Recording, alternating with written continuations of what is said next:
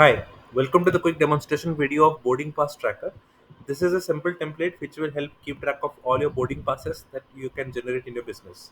So as you can see, we have a database over here which shows all the different boarding pass ID, the passenger details, the flight number, the departure city, arrival city, and all the information that you would track in a boarding pass.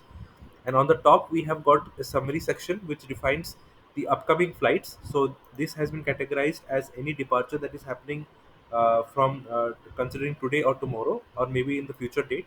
It is showing over here. So all the upcoming flights are being visible over here. So if you just put the departure date to a date preceding current date, so today is like 18th April. So if I put something, let's say in the month of March, it will not show in the upcoming flight section. Okay. Then we have a boarding status, which defines like if the flight has been boarded or not boarded. We can see the summary of these and the destination. So this is divided as per different cities. So like Paris, Tokyo. So whatever destination city you put over here, it will automatically capture as per that city, and it will show you the particular information as per that. Okay. So this is a quick summary of showing how everything has been classified and how everything has been put up over here.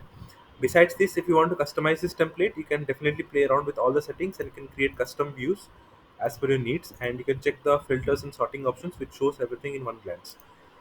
Just a quick information, if you are looking to generate boarding pass PDF documents in bulk, you can take help of PDFOutput.com, which works with Notion database, and it requires a Google document as a template along with the Notion database, which can help you generate the PDF documents. So we've got a complete guide of how you can use the same, and you can take help of this website to generate the documents for a use case.